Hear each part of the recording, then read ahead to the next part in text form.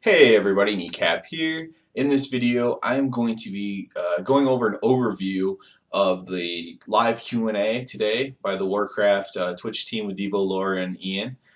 So this kind of just be a Cliff Notes version for the people who didn't get the chance to see it, or maybe just interested in someone else's thoughts on what they talked about. So kind of just going to go through the things that interested me most. It's most of the stuff. Most of the stuff was really interesting. It was a really good Q&A. I'm just going to go through in order. I kind of took a little bit of notes on it and kind of my thoughts on it a little bit. So one of the first questions was somebody talking about getting your hidden appearances and whatnot off of bosses that don't spawn very often, or you can only have one chance to get it a week, like a raid boss. So the guy's specific question was he has over 30 Il'gynoth kills, still no hidden appearance.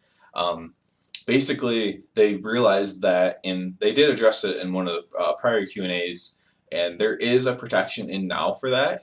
So similar to legendary protection, where every time you kill the boss you need to kill, there's going to be a higher chance next time that it does drop until it does get to 100% chance.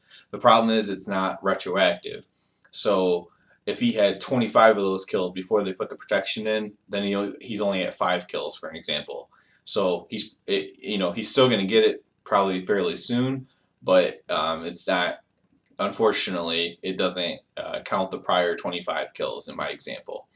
So basically, if you were farming Ursoc or somebody for artifact appearance thing, just go back and start doing it again. I think you can get them on LFR.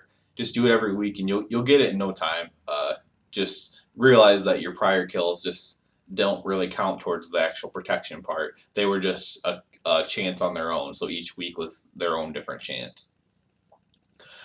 Next thing I have down is secondary weight changes. Were they adequate and successful? For example, the Arcano Crystal is still very powerful. So did their intentions work? Ian thought so. Uh, he said he thinks that it's made choices closer and gave you like better choices on your options. I tend to agree with him. He did say the Arcano Crystal in particular was made kind of powerful on purpose because in prior expansions, the just secondary stat trinkets were always like considered garbage. No one wanted to wear them, so they made it a little bit more powerful. However, they made it a little bit more powerful even than what they wanted to. Um, so basically, though, they don't want to nerf a trinket like Arcano Crystal because so many people have it, and it's kind of like their best trinket. They didn't work really hard, but they really sought after it, used their bonus rolls on it to get it, and the whole idea is also that it makes Wither Gem really exciting. So even as new people are into Mythic and getting these trinkets that might be outperform an 860 Arcano Crystal by a little bit, in the next raid, pretty much all the trinkets will be outperforming 860, but you still might want to go do Wither Gem and hopefully you get a forged up one. Maybe you get an 880 or 885 Arcano Crystal, and that would be kind of an exciting thing for you. It's still a chance to get that. So they kind of like that aspect of it, and that's kind of a recurring theme with how they think. They like things to have a little bit of excitement and choice and all that kind of stuff. So the next thing is second trait on relics have an RNG in the next patch, and kind of just talk about the second trait on relics. So if you don't know, in 7.2, once you empower your weapon to 26, you will get your relics will automatically get a secondary thing on them. So you'll have two things. They'll never be the same two, and the second one will just be RNG. So when a relic drops from a boss, it'll be that relic that's in the loot table, and then the secondary, there'll be a second thing pop up on it as well, a second trait that'll be completely random. So that's kind of what this is about. So the final research tier adds the second trait to all relics in your order hall quest line. It does affect the current relics and future relics. So your current relics that you have in your weapon right now will also get a second trait as well. And the second RNG traits on your relics will all be damage dealing traits. They won't be utility traits. The next question I liked was, don't legendaries effects change based on why don't legendary effects change based on specialization? So if you get the Retribution Paladin ring, why doesn't it change to be a tanking ring or a healing ring? Basically, they want you to be building each spec individually. If you play multiple specs, you need to gear up that once. You need to gear up each spec and work on each spec. They don't want you just to not have to put the work in, because it kind of doesn't make sense in the storyline. The example he used was with Ret Paladin. Let's say you're a Holy Paladin, you're healing, healing, healing. You decide to try out Ret. They don't want you just to turn into Ret and all of a sudden be the strongest Ret Paladin, even though you haven't played it at all. Any chances on buffing low level legendaries? Enhanced Embracers was the suggestion, or was the example. That is, and he agreed that it's an example of one that's weak, and they are still working on tuning legendaries to make them all feel somewhat worthwhile.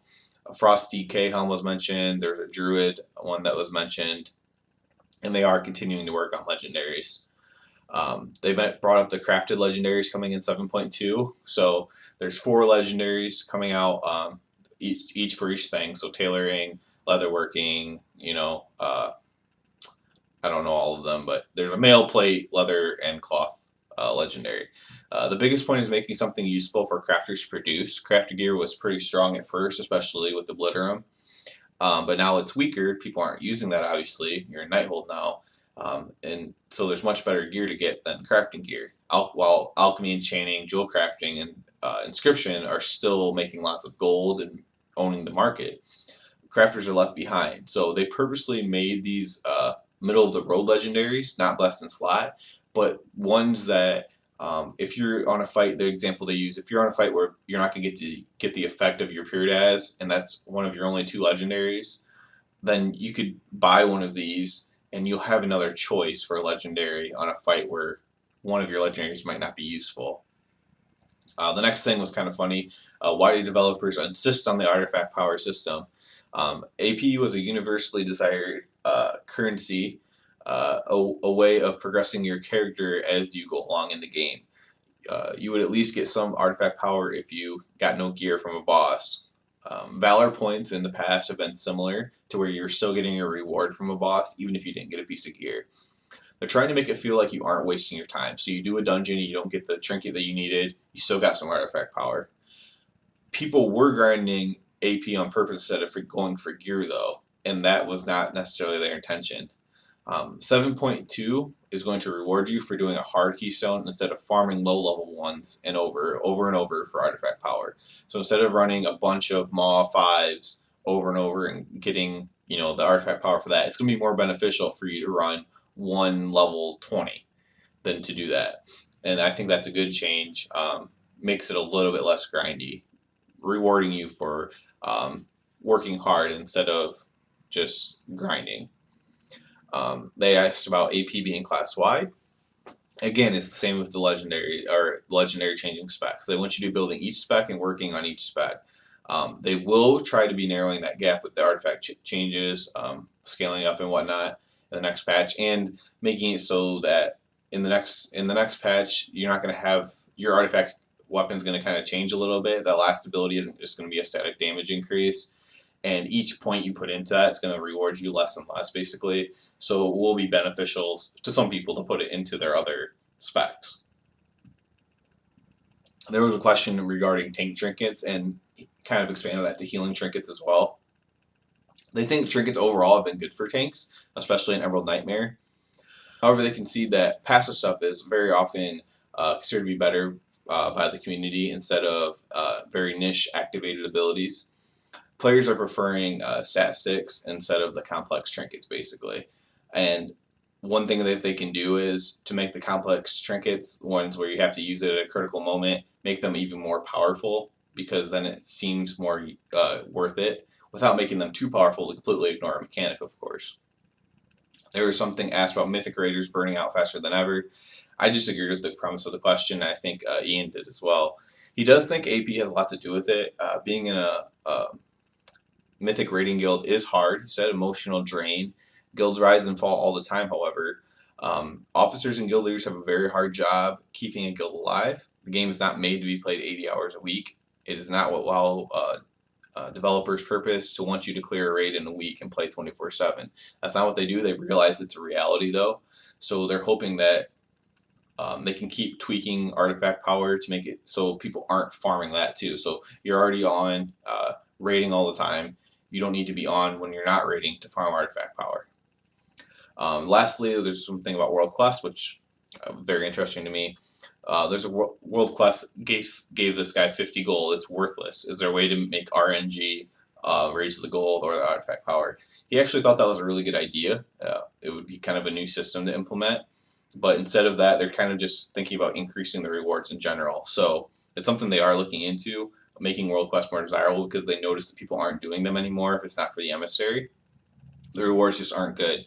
So one thing he suggested was making a World Quest give 30,000 gold instead of 50 gold or 100 gold because that's worthless, or a super high artifact power World Quest.